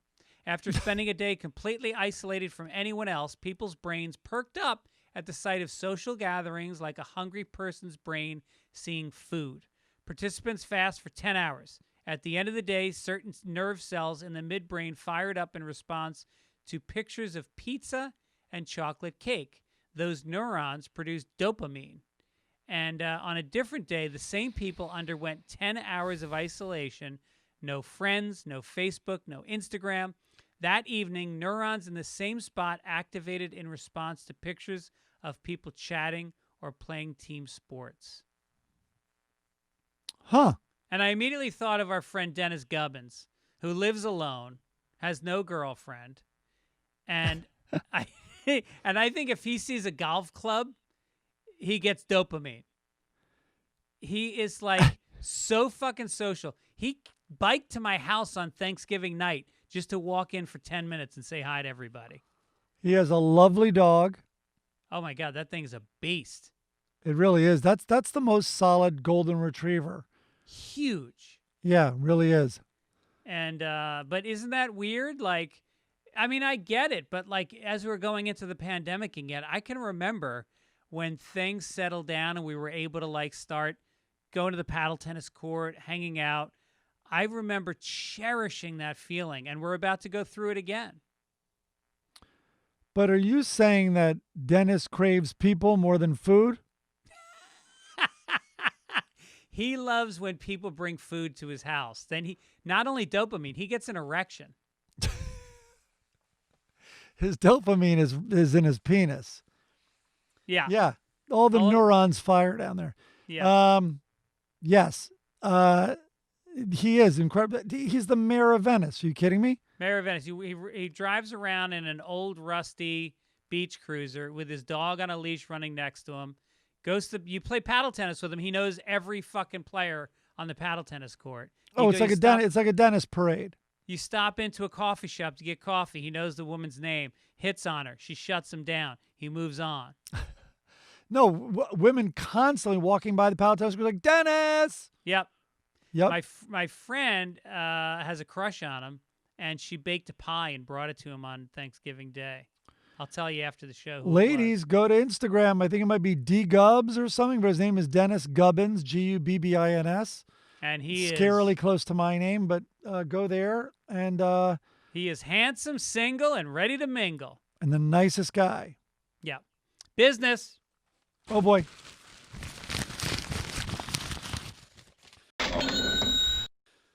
All right. Pfizer books United charter flights to position its COVID-19 vaccine. On Friday, United Airlines began flying charter flights between Brussels International Airport and O'Hare in Chicago to move doses of the vaccine. So it's where it has to be when Pfizer is given the okay to begin vaccinating people. The FAA approved the airline to carry 5 times the normal amount of dry ice per flight. The 15,000 pounds of dry ice will be packed in Pfizer-developed boxes about the size of a suitcase that will keep the vaccine doses cold. Of course, it's United Airlines, so they're going to lose half the suitcases. They're not valuable. Listen, just send us your address. If you have the virus, we're going to get it to you. It's going to go out on one of the later flights. Just hang in there. Yeah. Hang in there. We're doing our best. Here's a $15 gift certificate for P.F. Chang's what if that fucking plane crashes? That is going to be the sweetest cloud going up into the air. Imagine that much dry ice exploding in a plane. Oh, no, if it goes down in the ocean or a lake, please get footage of that. Yeah. Yeah, I know. That's David crazy. Blaine's greatest magic trick. Yeah. Good you for know United. They say a lot. This is going to be happening a lot in the coming weeks as they have to spread this virus around. As they have to spread this vaccine around the world. Is it time?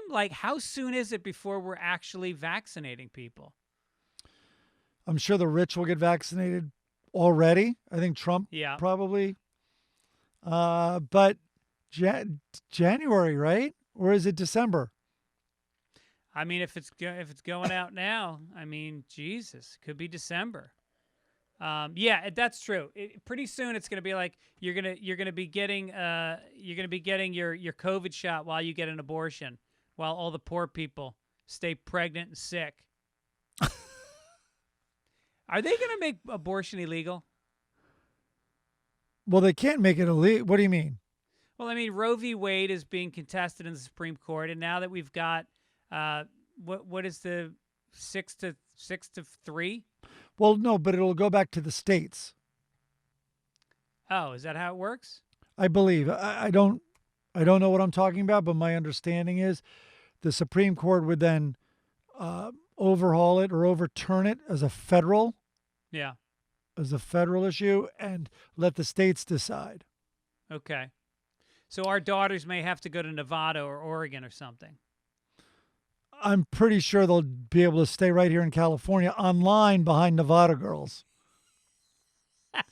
But in a weird way, the Supreme Court is kind of being pro-choice. They're like, hey, we're not saying to do it or not do it. You're the state. You decide. Yeah. You have the choice. I think it's already close to illegal in certain states. I heard in Mississippi, there's one abortion clinic in the entire state. No, they put up many barriers of entry for sure. Yeah. Let's talk about this day in history, Mike Gibbons. Ooh.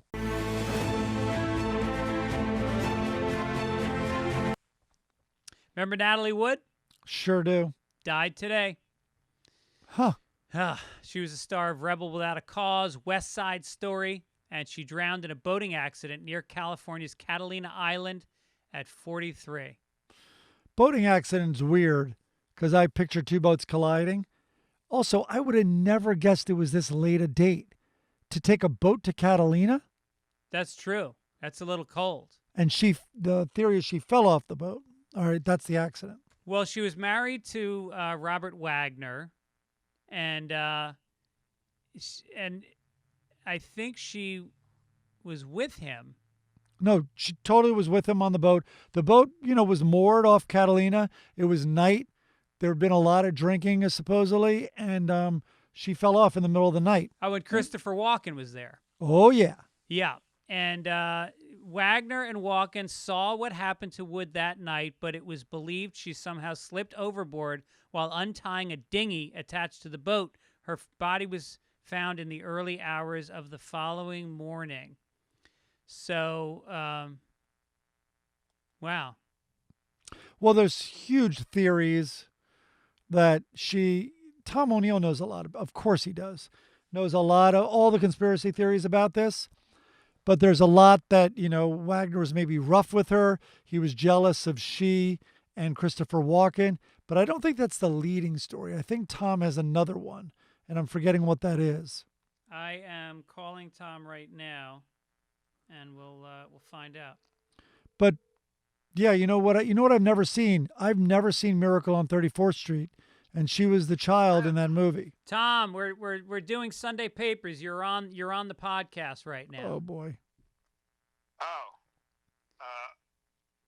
You mean I'm live? You're live, and we have a question for you. This is Tom O'Neill, author of Chaos, the Charles Manson book. The CIA and the Secret History of the 60s. And of course, Tom's book is selling extremely well. Why is it selling so well, Tom? I don't know. I think it's just a fluke. You never know what's going to contribute to good sales. Oh, no. Somebody got me on Rogan. Who the hell was that? Was that Gibbons? I might have dropped your name. Yeah. So anyway, Thank you. Tom is he's not a conspiracy theorist. He's a real journalist. And He's Natalie, both. we wanted to ask you about Natalie Wood, who this day in history died today. And Mike said you had some information about that. What's the real story? Robert Wagner's still alive, right? Yep. So is Christopher Walken. Mm-hmm. Does anybody listen to this show beyond, like, your family and friends in Venice? My mother, as you know, my mother is listening. And my mother and my mother-in-law. I don't want to be taken to court for libel, but the rumor that I've heard, and it's a rumor only, is that Walken and Wagner, Robert Wagner was Natalie's husband, off and on. They got married, divorced, married again. And Christopher Walken were having a fight. They drunk a lot in the boat, and she walked in on it. And they might have also been in a compromising position, and she ran, horrified, tripped, fell off the boat, hit her head on the dinghy on her way over the side of the boat and landed in the water, and they did nothing to retrieve her body. Why not? You got to ask them. Christopher Walken has never once spoken about this. Wagner maintains his innocence. Natalie Wood's sister, her only surviving sibling, Lana, is convinced that Robert Wagner has something to do with her death.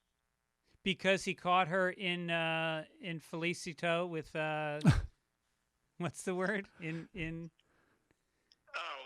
Christopher Walken. If you didn't just screw it up, I would have had it. But now what you just tried to say mixed me up. Well, yeah, I was trying to just say they had a fight, but then I realized why hold back. The story I was making love.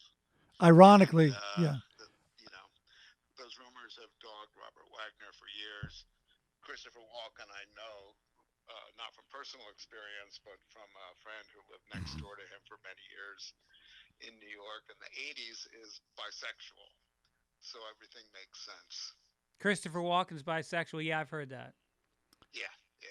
Tell Tom that ironically. I'm not sure. I know that the sheriff's department reopened the case, and to this day they've never closed it. Meaning, I think they officially declared it suspicious circumstances. All right, but all of this is allegedly, of course. Allegedly, yeah. Yeah. I got no personal inside information. Sorry. Okay. Greg, can you hear me? Lots of that though in Chaos, Yeah. published by Little Brown. Oh boy. There we go. All right. Yeah. All right, Tom. Thanks for the info. Have a good one. All right, see ya. So long. Tom was at my house for Thanksgiving, and he and my mom Usually, the tradition for Thanksgiving, you're not here. You're always up in Ojai with your dad and your sister and everybody. Not this year.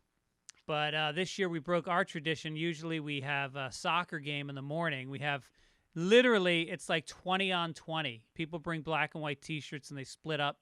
And then we play soccer for like 3 hours. And then everybody goes and eats dinner. And then we meet at the beach at like 8 o'clock at night when it's dark. And about 50 of us go screaming into the ocean. And it's freezing. And then we go back to the Dunsky's house where everybody brings a dessert. They have a giant pot filled with spiked cider, and they have a ping pong table and a hot tub, and people hang out there until all hours of the night. So that did not happen this year. We've been doing that for like 15 years. Did not happen this year. So Tom was at my house getting drunk with my mom. What time did he and Mary leave? Oh, late. Too I late. can imagine. Yeah. My dumb joke was going to be, ironically, Walken and Wagner were docking as Natalie Wood drowned. You don't know what docking is. No. Let's move on. Weren't there a million Natalie Wood jokes at one point? Like, what kind of wood doesn't float? Yes, Natalie there was. Wood. Exactly. Yeah. If you want to send us Natalie Wood jokes, we're don't. open to them. No? No. Of course they can. All right, what do we got? I don't think we have time for Ask Amy. All right, let's skip Ask Amy. And, wow, we're already at an hour 35. Yeah, right. My voice is shot. All right, let's do a couple From too letters many to the dumb editor, and then stories. we'll get to the funnies. Let's see. Auger Jacques says, longtime listener, we got to save this one because it's you telling a long story. Phew. Let's do Brad Chetalon. I love the Sunday papers. Last week you were talking about the elites of St. Louis and their private schools. I grew up in the area, and there was also a thing called the Veiled Prophet. Each year, these rich guys get together and put their daughters up for a beauty contest. It was televised late at night, and the MC wore a veil over his face. Read about it on Wikipedia. And get this, in 1999, the Veiled Prophet, Queen of Love and Beauty, was Ellie Kemper. Really? Yeah. Wow. And, Chris Denman, our producer's in St. Louis. I wonder if he ever met her or knows about it. Sounds like some Eyes Wide Shut crap right there. Yeah. Well, she's from the Queen of Love and Beauty to Kimmy. What? Kimmy No, she's Schmidt? from Kimmy Schmidt. Of course, yeah, the star. The Office and Unbreakable Kimmy Schmidt. I love her. There's something so fucking charming about her. Absolutely. Yeah. So did St. Louis when she was a teen. One more letter. This one's from Trisha. Someone, and it might have been Greg, said that radio has a kind of intimacy. That's how I feel when I listen to the two of you. I feel like I really know you both. It makes your slightly off-colored jokes work. When one of you makes a joke where Mike says, well, we just lost the Asian listeners with that one, I laugh even harder because I know that you're not racist. Really? Then she doesn't know us. Trisha has no goddamn idea who we are. Yeah. She's probably a dumb Polak. You beat me to the joke. I was just about to say that. Anyway, thank you so much for the nice note. Quick obituary, David Dinkins, who was the mayor of New York City from where was it from? What year? 75 to 85? No, that's when he was a clerk. He was a clerk, borough president. He was mayor in 1989. And, maybe it was for 10 years. But anyway, he gets a bad rap. People talk about him as being like one of the worst mayors in history in New York. But the truth is that Giuliani came after him, and he actually lowered the crime rate quite a bit before Giuliani did. Giuliani does not like this discussed, but the crime rate for the first time in a long time in New York City was already trending down under Dinkins. Right. But people perceived him, it was a little bit of the Jimmy Carter thing. He was liberal and they perceived him as weak.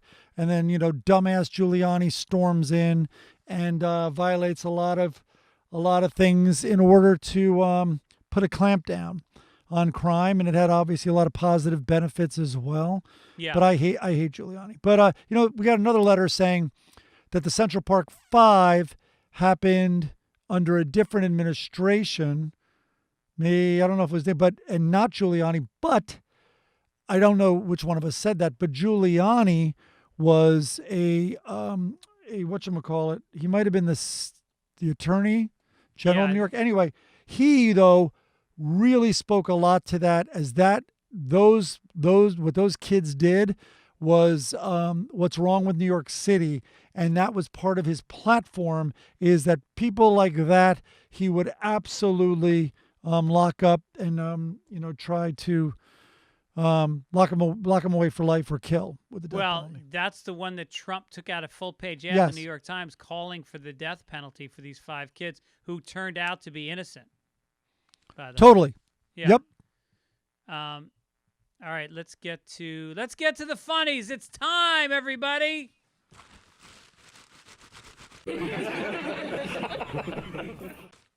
Andy Cap, Andy. Oh God, so kind to his wife. All these comics, and that's kind of the theme today, is how they all cook and serve while getting insulted. I mean, I just can't imagine. When my wife makes dinner, all I do is give her accolades, thank her, do the dishes. These fucking guys. Andy comes whistling home.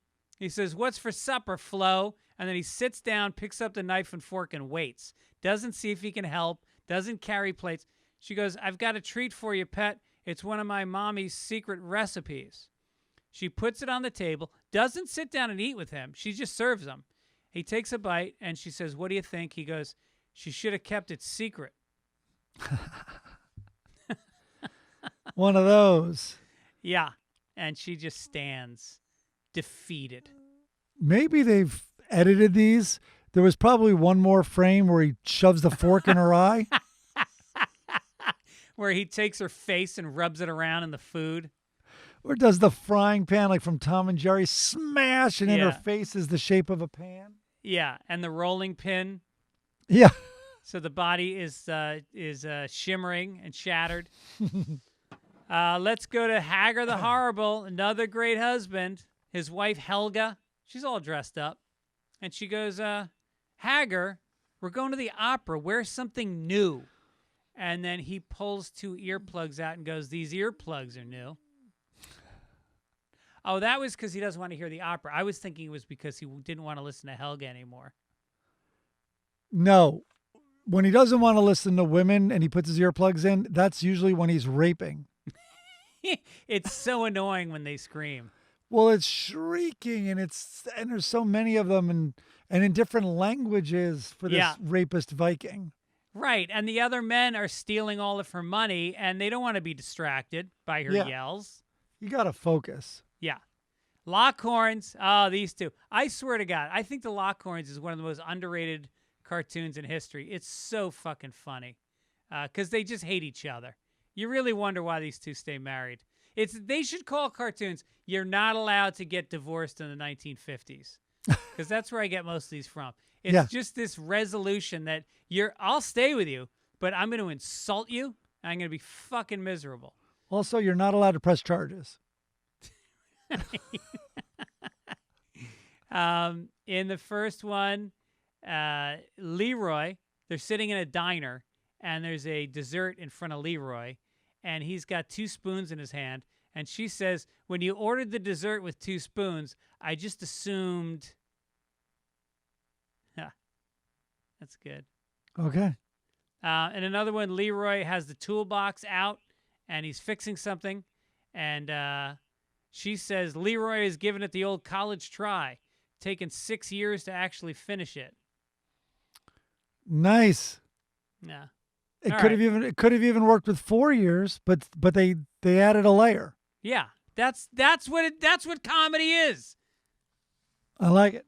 Yeah, it's good. You want to give us a little family circus? Oh Lord. So yesterday was it's the holidays, Thanksgiving, and I was like, I wonder what. It was Friday, so anyway, I was like, I wonder what this piece of crap did. So here's the little guy, with the son, and he's Billy. holding. It's Billy, Mike. I won't do it. And he's yelling something, and he's holding up a piece of paper that has scribbles all over it, and he's showing it, and you can see the pencil in his hand. And he then yells, "One more guess, Mommy. Then if you're still wrong, I'll have to tell you what it is." And what I feel is, I wish he was holding up Family Circus, and Mom couldn't guess like what the fuck is this thing you're holding up showing me? Right. She would say, squiggly lines makes more sense. Billy, go outside and play baseball because you have no talent for drawing cartoons. I think Billy is a young Jeff Keane. He's depicting himself. I think that's what it is. This is autobiographical. Yeah. Nobody gets the things I draw, and they're worthless. Yeah. I guess I'll have to tell you what it is. Yeah. This is supposed to be funny. I get paid for this. You've got a second Family Circus this week. Well, this is today's, which is Saturday, but it's the dad reading to, I guess, this little Billy kid, and he's holding it. It looks like a children's book. And Billy is saying to his father, Billy's sitting on his lap, and he turns from the book to his dad and goes, is it speed reading when you skip pages? So the dad is obviously does not love Billy at all. And again, it's one of these where the kids know these rather sophisticated phrases like speed reading. Right. And that's the comedy. You're putting words into a kid's mouth. I don't even know if that's a comedy. I think he skips that, which is a huge fault. And he's like, so he knows there's a working knowledge of speed reading. And then now he's saying the dad is obviously flipping pages because the dad doesn't want to read the story to the kid. I think that's what the comedy is. Yeah. And again, I think it's missing a frame. There's got to be another frame. Yeah. Where he goes, I don't know, Billy, is it child abuse when I only hit you every other swing? Yeah. I don't know. I like that. Yeah. Also, the book's upside down or something. Well, it's not even worth our time, but we'll do it again next week. We'll give them a shot. Yeah. I wish I could skip the page of the funnies that Family Circus is on.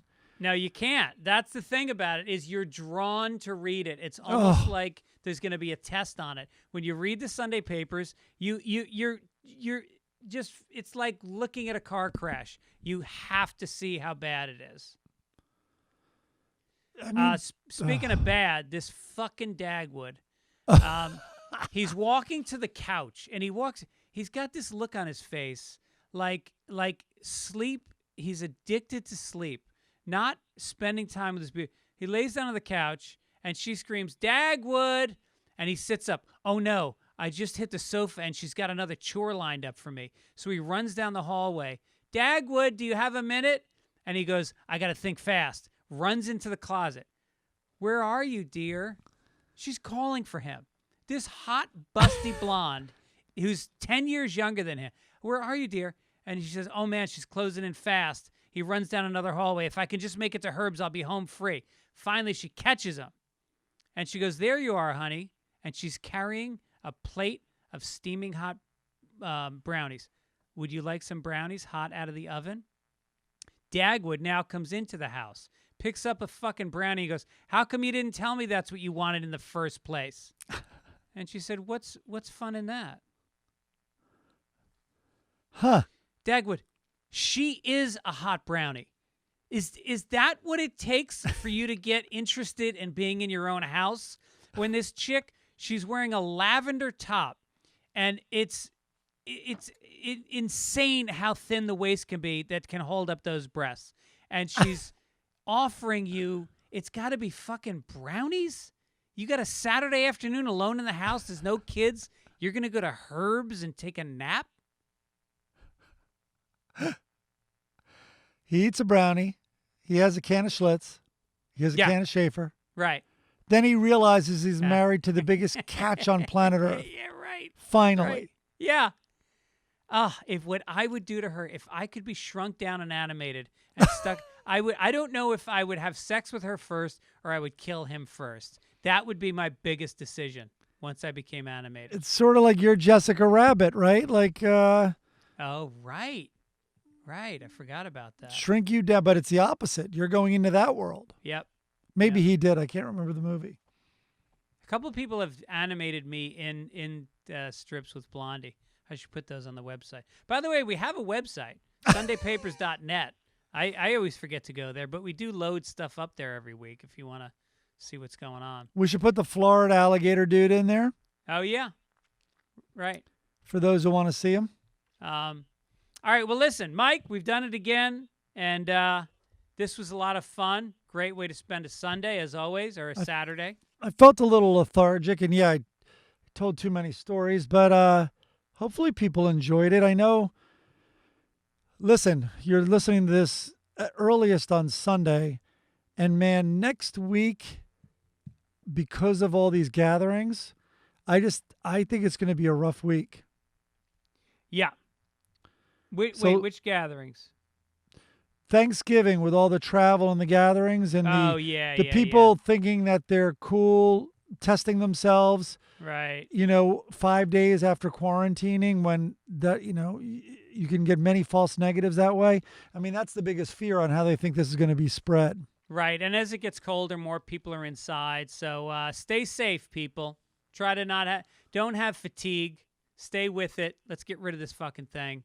And then we can all have fun again. I'm not a scientist or a doctor or even smart, but I would put being outdoors. I'm a huge proponent of masks. I want to lead with that. Wear masks, Just wear But- them. It's not that big a deal. You get used to it. but don't view them as like this foolproof shield. I actually believe outdoors of three things: outdoors, 6 feet, and masks. I actually believe outdoors is number one. Yeah. 6 feet also comes ahead of mask. Yeah. But wear a mask in all scenarios. But don't get close to people and don't go inside thinking with strangers thinking a mask is going to do everything. It won't. What about performing in a comedy club with 200 people with no masks, expelling laughter gases in your direction 5 times in a weekend? You only got 5 laughs. Hey now. A listener wrote in and did a very cool math breakdown of the number of people in Tampa's county who actually are actively have the virus. And when he broke down the numbers and he did 150 people, which is half capacity of that club, he said it was like less than a 1% or less than one person would have it. But there's a little bit of faults there because Well, yeah, I mean, even if say one person is in there, that's a spreader.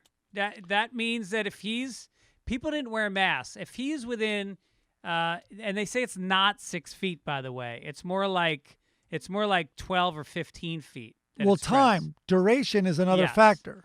And the show is lasting an hour and 40 minutes. No, it's bad. Look, I'm fucking broke. If I get gigs, I'm gonna go and do them. I'm going to stay as safe as I can. And, I in a different world, I wouldn't, but this is what I do for a living. Right.